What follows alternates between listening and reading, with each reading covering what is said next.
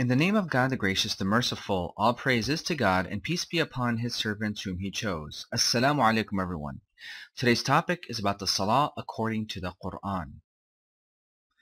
According to traditional Islamic ideology, the Salah is a ritual prayer that is comprised of a specific sequence of recitations and a specific sequence of movements that are performed multiple times throughout the day. But the question is, does the Quran actually confirm this idea? Does the Quran teach that there is a ritual prayer called Salah? Let us find out. So the very first question we would ask ourselves is, where are the details of the ritual Salah in the Quran? Naturally, we would expect something of a comprehensive step-by-step list or a sequence as to how to observe or to perform the ritual Salah. But instead, we do not see that in the Quran. Instead, when it comes to the Salah, we see something entirely different in the Quran. But before delving into this, let us address some of the common claims said by those who say that the ritual Salah is actually in the Quran. The first common claim is that the ritual Salah is explained in the Hadith. And as Muslims, it is our duty to follow the Quran alone, because the Quran is a book of guidance. It is complete. Nothing has been left out of it, and it is fully detailed. In fact, in 18:109, God says, "Say, if the sea were an inkwell for the words of my Lord, then the sea would run out before the words of my Lord would run out," indicating that the Quran is all that we need for salvation. It is all that we need for details. God also says in 1689 that He has sent down the book as a clarification for all things. So if we do believe God, then that means that all the details that we need about Salah is mentioned in the Quran. So we can easily dismiss this very first claim. The second claim is that the ritual Salah has actually been passed down. And they justify this idea using 16:123, where it says, "Then we inspired to you, you shall follow millat of Abraham." And they say that the millat here means that refers to the rituals, the Salah, Zakat, the Hajj, and fasting. They have all been established by Prophet Abraham and subsequently passed down to us from one generation to the next. According to this idea, this means that the Salah started at Abraham, to Moses, to Jesus, to Muhammad, until this very day, perfectly preserved approximately 4,000 years later. But there's a huge problem with this idea. We learn from Surah 2 verse 170 as well as many other verses in the Quran that we are not allowed to follow our parents' religion blindly. And in Surah 3 verse 7, God says, "You shall follow what has been sent down to you from your Lord and do not follow besides Him any supporters." This means that any rituals that have been passed down to us from one generation to the next but cannot be verified in the scripture, that means it is not from God. That means it does not belong in the system, the deen of God. So let's address this idea of in 16:123, where it talks about millat Ibrahim.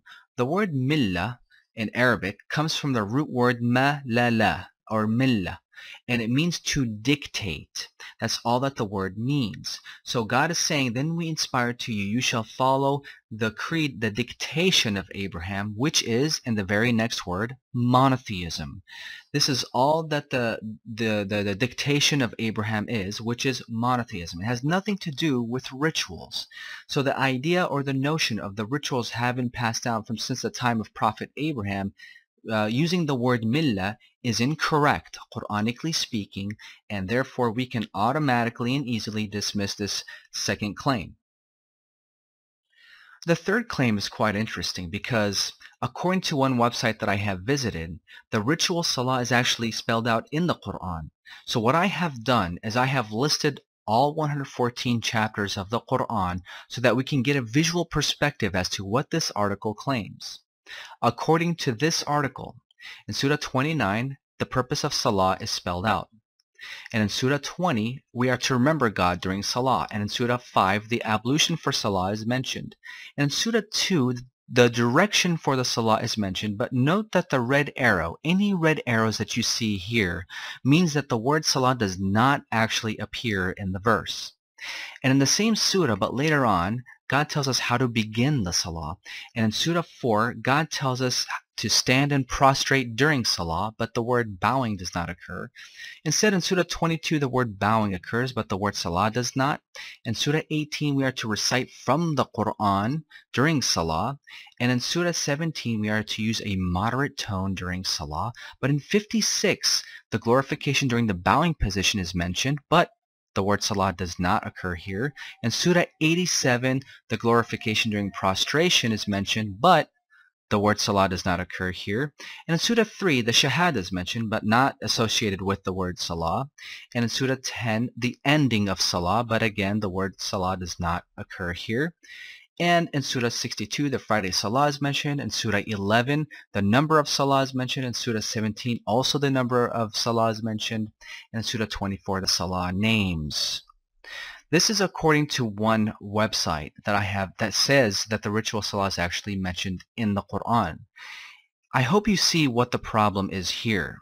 The problem is God is giving us a jumbled mess as far as our ritual Salah is concerned. Let me ask here. If the ritual salah is such an important topic, why is God giving it to us in such a jumbled mess where we have to kind of puzzle piece everything together to try to figure out what the ritual salah is? My conclusion to this is that the only way anyone could observe a ritual salah, such as the one that you see here in the top right corner, is through a confirmation bias. There is no other way anyone could gather a ritual salah from this. If you had no idea what the salah was and you opened the Quran, there's no way you can gather from the verses, these jumbled messed verses, a ritual in any way, shape, or form. So to me, this common claim can also be dismissed. So now that we have addressed the common claims of the ritual salah in the Quran, let's delve into this topic. But before doing so, let me remind everyone, including myself, of Surah 7 verse 204, where God says, وَإِذَا قُرِئَ الْقُرْآنُ فَاسْتَمِعُوا لَهُ وَأَنصِتُوا لَعَلَّكُمْ تُرْحَمُونَ. And if the Quran is being read, then listen to it and be silent that you may receive mercy. God says, ansitu, be silent, referring to your internal dialogue, all your preconceived notions, everything, all your judgments inside of your mind need to be silenced. In other words, remove your preconceived notions of what you understand about salah as if you are listening to it for the very first time. This is the way we can receive the mercy, God willing. So let's start by first defining the word salah. It comes from the root word sad lam waw, and it means following closely. In the Arabic language, during a horse race, the first horse is called sabiq, or the leader, whereas the second horse is called al-musalli because it is following closely to the first horse. This definition is actually confirmed in Surah 75 verse 31, where it says, فَلَا صَدَّقَ وَلَا صَلَّى وَلَكِنْ كَذَّبَ وَتَوَلَّى. For he did not speak the truth nor salla, but instead he lied and turned away. We see that the opposite of truth is lying, whereas the opposite of salla is to turn away. If the opposite of salla is to turn away, then this means salla means to turn towards and to follow closely. And we can also see in Surah 87 verse 15 the criteria for salah. It says, وَذَكَرَ اسْمَ رَبِّهِ فَصَلَّى. And he remembered the name of his Lord, therefore he followed closely. He salah. So by remembering God, we are following closely. So now that we understand what salah or salah means, following closely, let's look in the Quran as to what does it mean for a person to observe salah. The definition, qualities, and characteristics of one who observes salah is found in Surah 70 verse 22 to 34. And God begins the passage by saying, except for those who follow closely, al-musallin. This means that whatever is going to precede this verse is going to be the qualities and characteristics of one who observes the salah. God then says, those are the ones who are constant in their following closely. Note the word constant here. In Arabic it is da'imun. Da'imun signifies something that is unending and uninterrupted. It is constant. This is the very opposite of a ritual salah, because in a ritual salah, you observe it for a few minutes and then it stops. It is interrupted. Whereas the Quranic salah, it means that you are in a constant state of salah. It does not interrupt. And then God describes or gives us the characteristics and qualities of a musalli. And I listed it out for us here on the left side. A musalli is one who gives to charity. They believe in the day of judgment. They are fearful of God. They guard their chastity. They are trustworthy. They are truthful in their testimony. And they guard their salah. What do these qualities have in common? And the answer is that these are all commandments from the Quran. They are godly commandments. So of one who follows closely is simply following the commandments of the Quran. And this is all that salah means, following closely to the laws of God. A musalli is one who follows closely to God's laws. And really, folks, this is all that we need to know about salah. To uphold the salah means you are following closely to God's laws, as clearly spelled out in this passage. Now that we understand what salah means, following closely to God's laws, let's put this into perspective and use some verses from the Quran to gain a better understanding. Let's begin with Surah 29, verse 45, where it says, "Recite what is inspired to you of the book and uphold the following closely. For the following closely prohibits immorality and vice." So the quality of upholding the following closely, it prohibits immorality and vice. It is not the ritual salah that's going to prohibit us from immorality and vice. It is by following closely to God's laws, we can prohibit ourselves from immorality and vice. We also see in Surah 107, where God says, "Have you seen the one who is denying in the system, the one who mistreats the orphans, the one who does not encourage the feeding of the poor? So woe to those who are following closely. They are the ones who are heedless of their following closely. They only want to be seen and they withhold from any assistance." So we see here that the following closely are those the ones who are heedless of their salah, of their following closely, is not about the ritual salah. It is simply about denying the system, mistreating the orphans, and not encouraging the feeding of the poor. It is the opposite of following God's laws. They are heedless of following God's laws. Let's look at Surah 19, verse 59 through 60.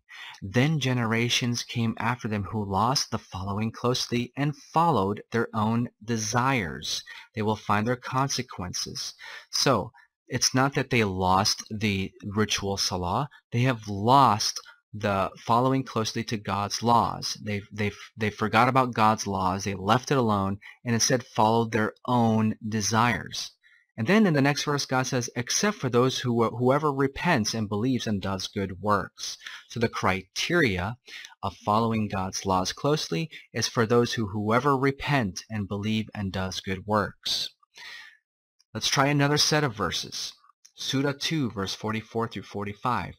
"Do you order the people to do good but forget yourselves while you are reciting the book, and seek help through patience and the following closely?" Here God is simply telling the people, do you order the people to do good but forget yourselves while you are reciting the book? You are reciting the laws, and seek help through the patience and following closely to God's laws. Surah 4, verse 77.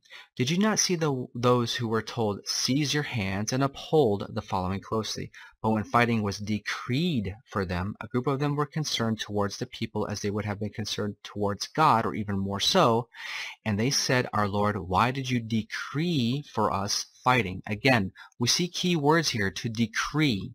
So God commanded them to do certain things, but they were told to uphold the salah, uphold following closely to whatever has been decreed for them. And then we see in Surah 11, verse 84 through 87, it talks about Shu'aib. Shu'aib says, "My people serve God. You have no other God beside him. Do not give short in the measure and the weight. And my people give full in the measure and the weight equitably, and do not hold back from the people what is theirs, and do not roam the land corrupting." They said, "O Shu'aib, does your following closely order you that we leave what our fathers served and or that we do not do with our money as we please. So Shu'aib gave them commandments, divine commandments, and then the people responded and says, does your salatuka, does your following closely order you that we leave? It's not talking about a ritual salah. It is simply talking about divine laws that he was adhering to. And the last set of verses, 42:38, and those who have responded to their Lord and they uphold the following closely, and their affairs are conducted by mutual consultation among themselves, and from our provisions to them they give. It is very apparent here that those who have responded to their Lord and they uphold the following closely, they uphold by following closely to God's laws. 591, the devil wants to cause strife between you and to repel you away from remembering God and from following closely to the God's laws. Again, these verses are not talking about some rituals. They are talking about following closely to God's laws. Surah 9 verse 5, so when the restricted months have passed, then you may kill the polytheists wherever you find them. If they repent and they uphold the following closely and they contribute towards the betterment, then you shall leave them alone. This verse is not referring to the polytheists observing the ritual salah. It is simply referring to the polytheists observing, respecting, following what has been decreed or laid out in the Quran. So again, folks, we have just seen 9 verses from the Quran and how the word salah is being used with the understanding that salah means following God's laws closely. It does not refer to rituals.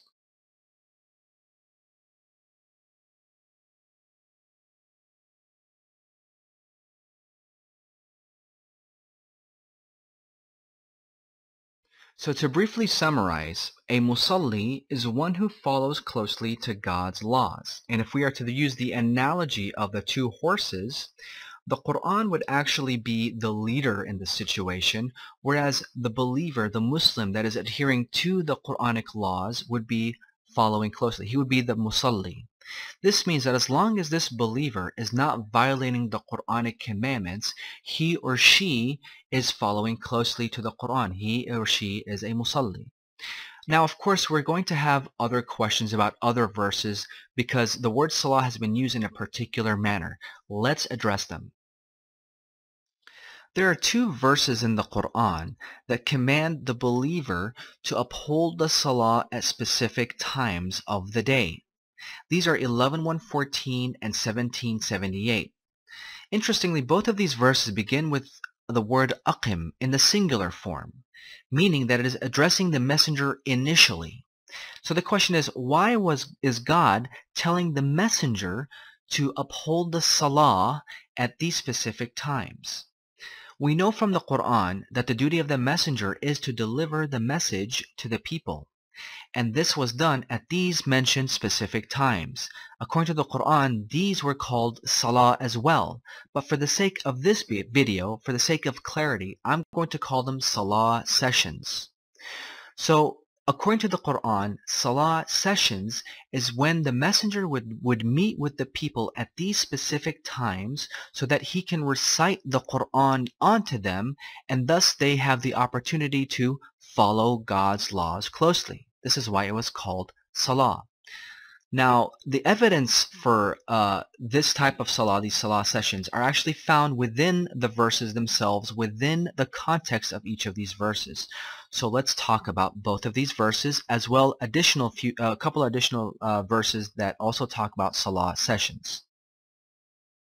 Let's address Surah 11, verse 114, taking it into context, starting at verse 110, where it says, "And we gave Moses the book." God is talking about the book of Moses, how they disputed in it, and had it not been for a word which was already given by your Lord, their case would have been judged immediately. They are in grave doubt concerning it. They are talking about the Quran, how the people are doubting the revelation of the Quran.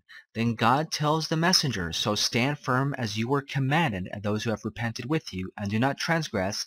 He is seer over what you do, and uphold the salah, uphold the following closely at both ends of the day in nearness from the night. The good deeds take away the bad deeds. This as a reminder for those who remember. So based on the context, there was the duty of the messenger to deliver the message to the people, and God was telling them to stand firm, even though they have doubts concerning the Quran. He is to stand firm with the commandments and still deliver that message at these specific mentioned times. The same principle applies to Surah 17 verse 78 in context starting from verse 73. And they nearly diverted you from what we inspired to you so that you would fabricate something different against us, and then they would have taken you as a friend. Note how the passage is talking about the revelation of the Quran. The next verse, and if we had not made you stand firm, you were about to lean towards them a little bit.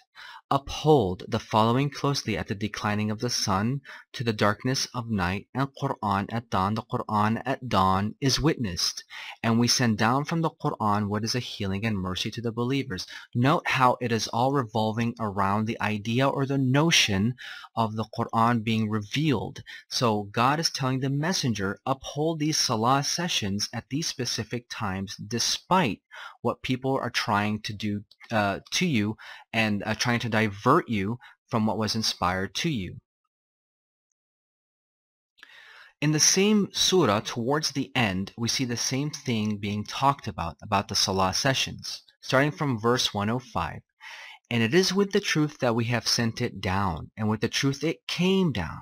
And we have not sent you except as a bearer of good news and a warner, and a Quran that we have separated so that you may read it to the people over time, and we have brought it down gradually. See how it's talking about the revelation, how it's being brought down.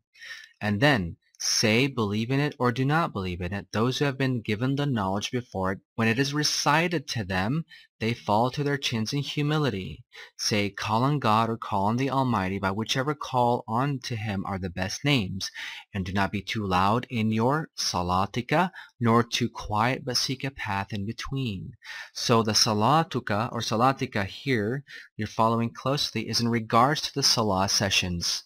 And as we can see, as the passage, the context shows, is talking about the recitation of sending down the Quranic revelation to the people. And we also see the same thing in Surah 4, in verse 103 and 105. Indeed, the Salah, the following closely for the believers, is a book that is scheduled. Kitaban mawquta. So it is a book. It's in regards to the revelation revelation of the Quran.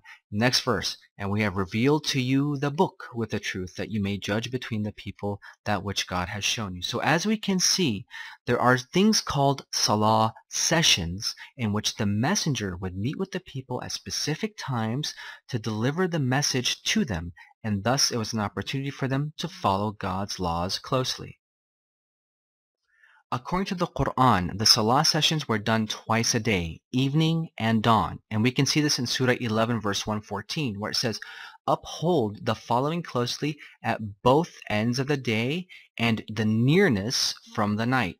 And in 1778, it says, uphold the salah at the declining of the sun to the darkness of night, and Quran at dawn. Note, both of these verses confirm to each other. They explain each other. So they are talking about the dawn and evening time sessions. And this is where, and to get a visual perspective, look at the left side here. We see that both ends of the day is over here. And then the nearness from the night. The nearness from the night are the dawn and the evening. In 1778, we see the declining of the sun until the darkness of night, the evening time, and Quran at dawn. So these are two sessions that were done during the daytime, the evening and dawn. And this is confirmed in 2458, where God specifically mentions the names of these salah as Salatul Fajr, which is dawn, and Salatul Isha, which is evening.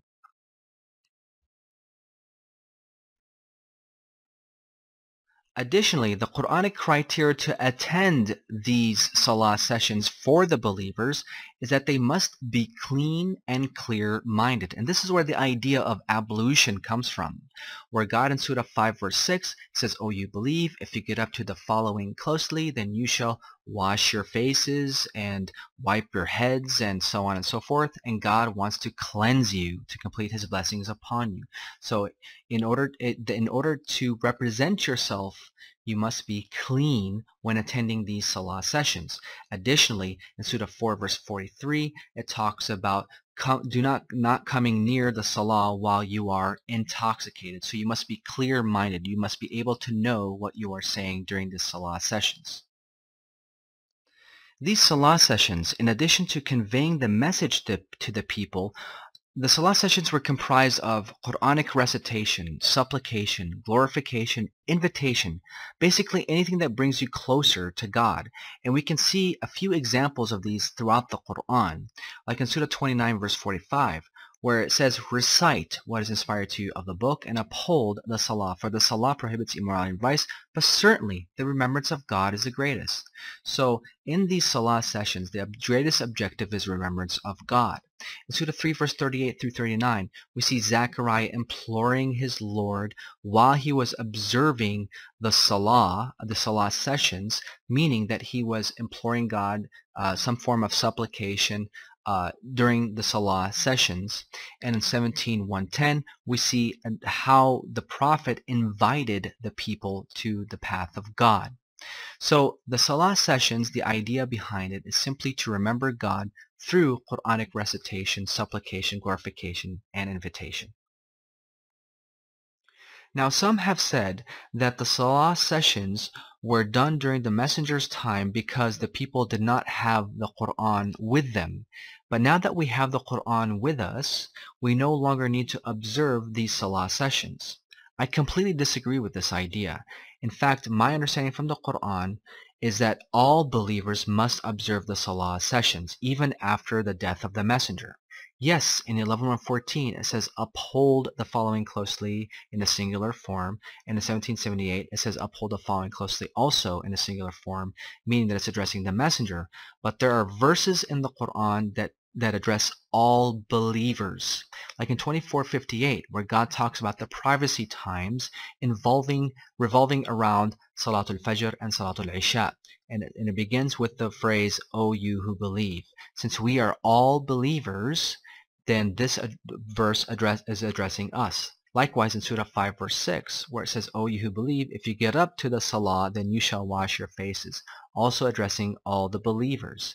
And in Surah 4 verse 43 and 101, also addressing all the believers. So we cannot say that God does not want the believers to observe the salah, because clearly God is telling all the believers to observe these salah sessions.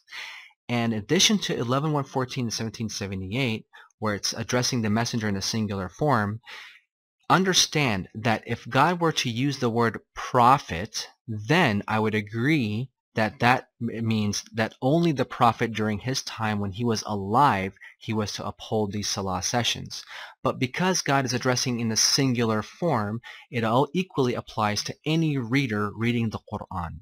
So as far as I can understand from the Quran, these salah sessions must be observed by all believers.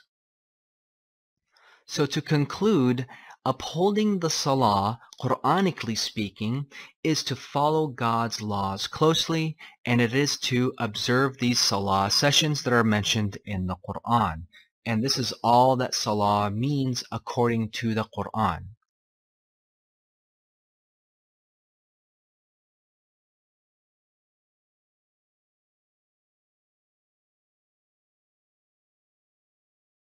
Another thing that is noteworthy to mention is that the word salah in the Quran is actually a general term because there are different types of salah. What we have seen so far is the salah from human to God, and we can see this, for example, in Surah 87 verse 15, where it says, "And he remembered the name of his Lord, and thus he followed closely." So this is a salah that's from human to God. Additionally, like in Surah 9 verse 5, where it talks about the polytheists upholding the Salah. And this does not mean that they are to observe a ritual prayer or to become Muslims, but simply based on the context, it indicates that the polytheists who were violating the peace treaty, they were supposed to uphold the Salah in the sense of abiding by the laws or the rules that are laid out in the Quran. Another type of salah is the salah that's from God to the human being. And we can see this in Surah 33 verse 56 where it says, Inna Allah wa malaikatahu yusalluna ala nabi. God and his angels follow closely onto the Prophet. And all that this means, it indicates that God and the angels are supporting the Prophet. And the third type of salah is from the human to human. And we can see this in the second part of the phrase where it says, Ya ayyuhalladhina amanu sallu alayhi wa sallimu taslima. O you who believe, you shall follow closely onto him, indicating that there is a salah between the human beings. All these indicate that there is a support, some type of support that is from God to the human as well as from human to human. So what all of this indicates is that the word salah is actually an umbrella term, meaning that based on the context that we are reading, the different types of salah can be applied. And we can see this in Surah 2 verse 238, where God says, Hafidhu ala as-salawat. Guard the following closely. Salawat in the plural form. Salawat here is plural, meaning three or more. And then God says, was-salatul wusta wa qumu lillahi qanitin, and the following closely. Salah in the singular form, that is the most balanced. The reason why God is using the word salawat in the plural form in the first part is not because of the ritual prayers, but simply referring to the three or more different types of salah in the Quran. God wants us to guard these different types of salah. And then he wants us to be balanced with these salahs. The word wusta in Arabic means balanced. Some have said it means the middle, which is also applicable. However, wusta in the Quran indicates something that is fair, balanced, or just, like in Surah 5 verse 89 and 68:28. So now I'd like to talk about the notion of the three different movements that we are supposed to do in the salah: standing, bowing, prostration, or qawama, raka'a, sajada. As noted earlier, there is no instruction on how to observe a ritual salah in the Quran. The words qawama, raka'a, sajada are never found together with the term salah, and all three of these terms are scattered throughout the Quran. So in other words, we do not find any form of instruction or methodology on how to observe the ritual prayer that we know of today. Instead, we do see these three terms scattered throughout the Quran, but not in a coherent fashion in the sense of a ritual. So let's address each of these terms so that we can get clarity as to what is God talking about in regards to these terms. So let's begin with the root word qawama, where words like aqim comes from. Qawama, based on the root definition, means to set something aright and maintaining it. There is no doubt that in the Arabic language, qawama can mean to stand up, like in Surah 3 verse 191, but it could also mean to set something aright like a wall, like in 1877. And it could also signify keeping after someone or something, like in 375. But when it comes to the salah, aqimu as-salah simply means to uphold the salah. We are setting the salah aright and maintaining it. It is just like the phrase aqimu ad-din, uphold the deen, uphold the system. It is just like the phrase aqamu at-Tawrah, they upheld the Torah. And it also has the same significance as وَأَقِيمُوا الْوَزْنَ, and uphold the weight. So aqimu as-salah simply means to uphold the salah because we are setting it aright and maintaining it. It has nothing to do with standing up.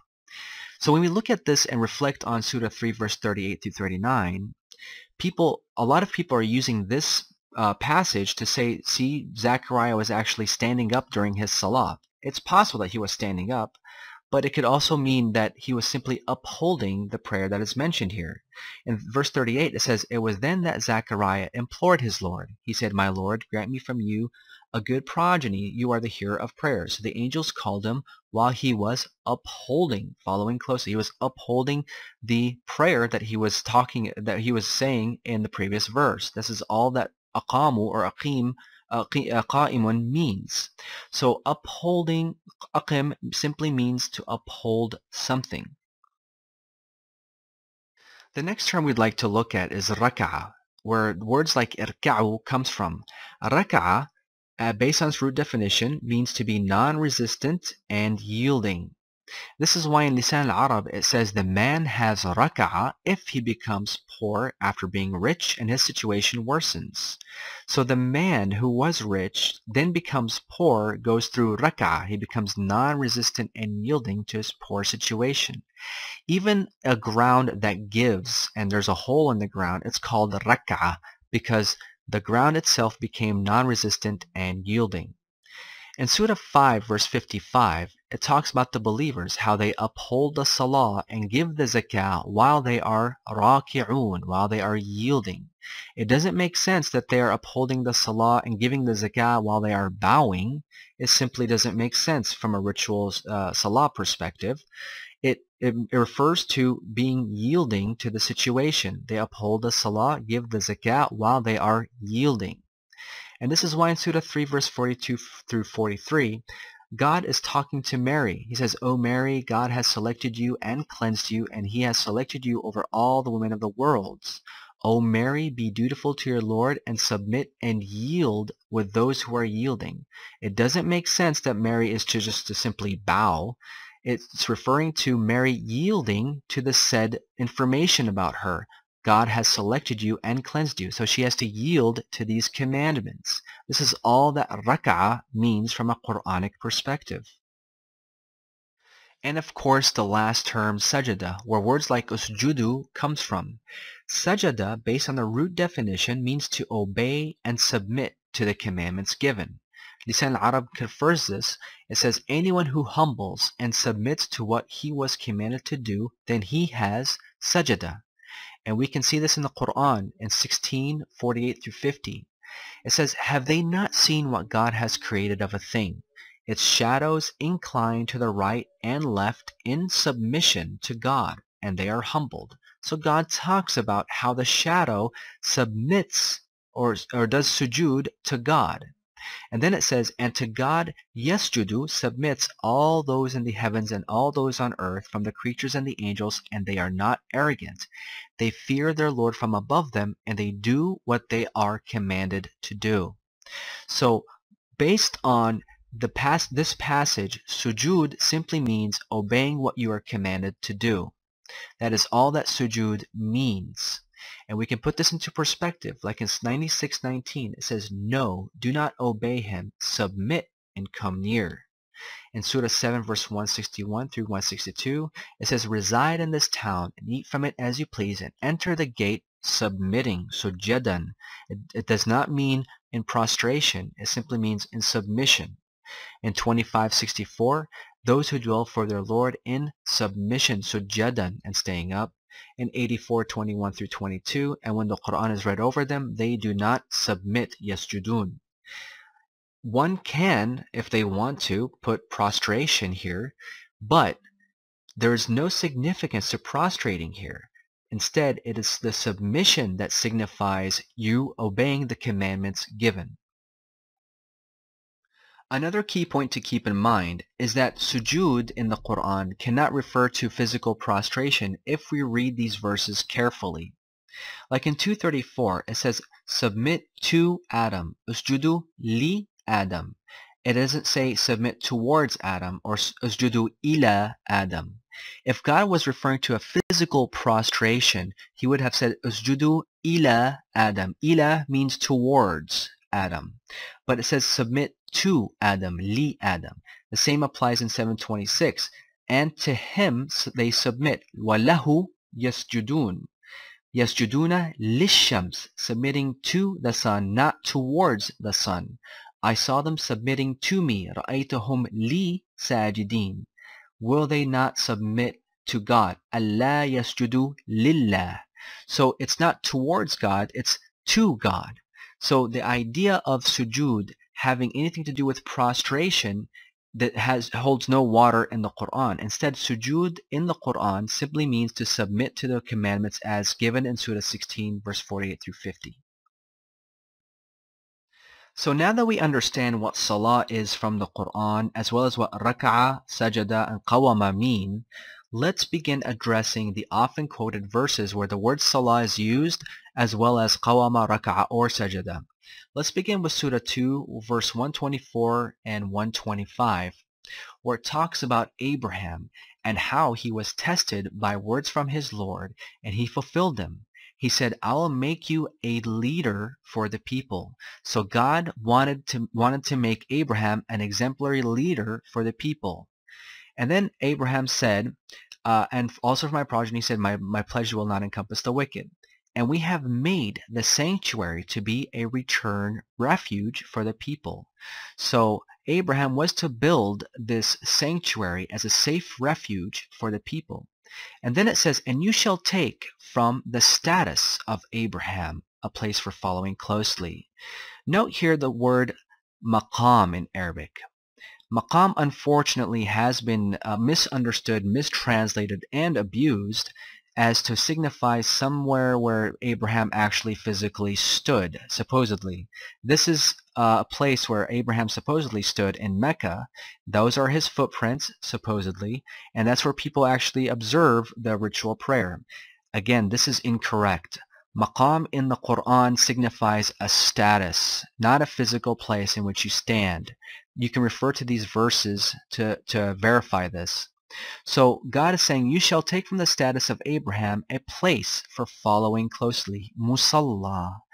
The word musalla here is not a ritual prayer. You can see this in 1437 where it also talks about the musalla of Abraham.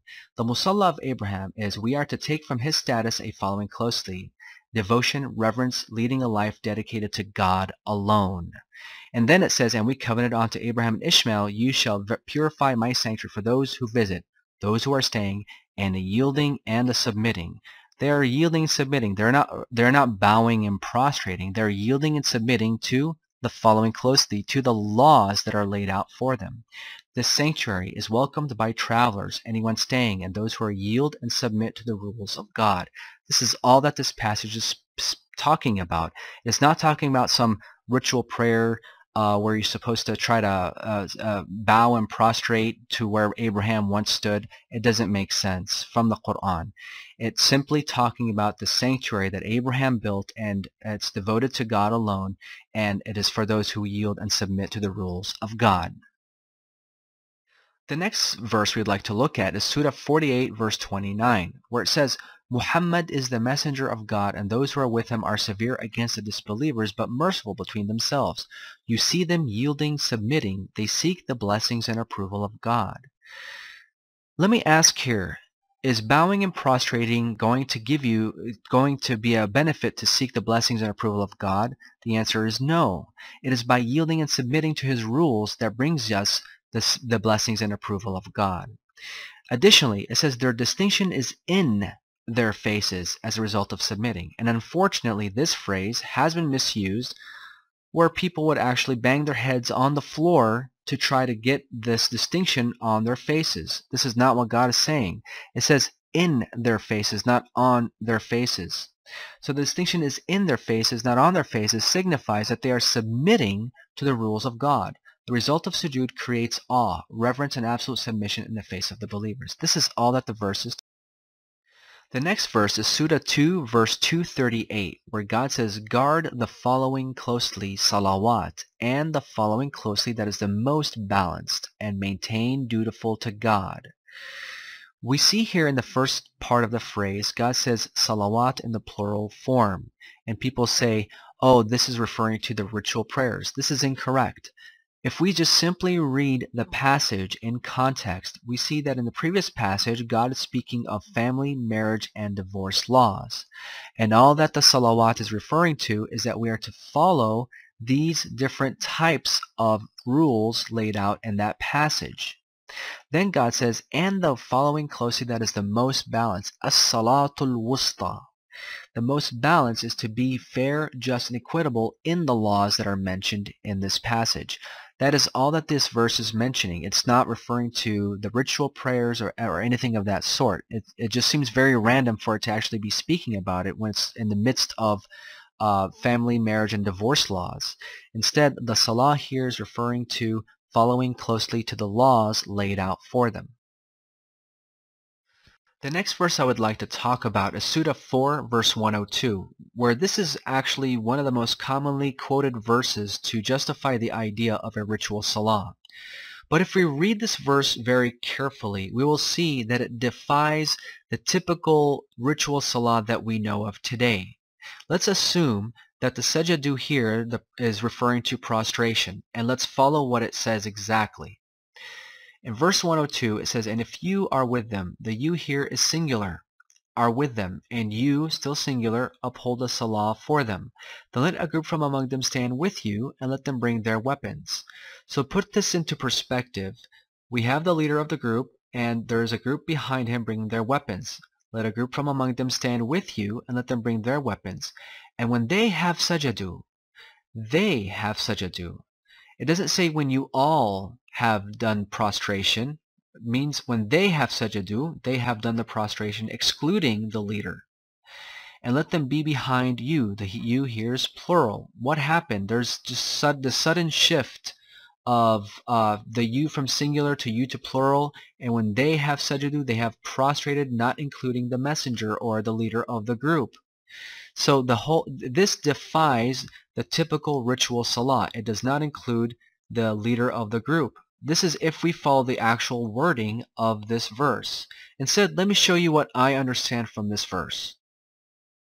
So as noted earlier, this passage is talking about war. And more specifically, it's talking about how to uphold the salah sessions during war. The word sajadu does not mean prostration. It means to submit to the rules given during the salah sessions. And it says, let them be behind you. The Arabic word behind you is wara'akum. And it means to be in a situation or position where the other person cannot see you.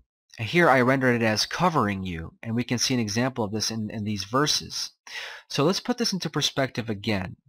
And if you are with them and you uphold the salah for them, then let a group from among them stand with you and let them bring their weapons.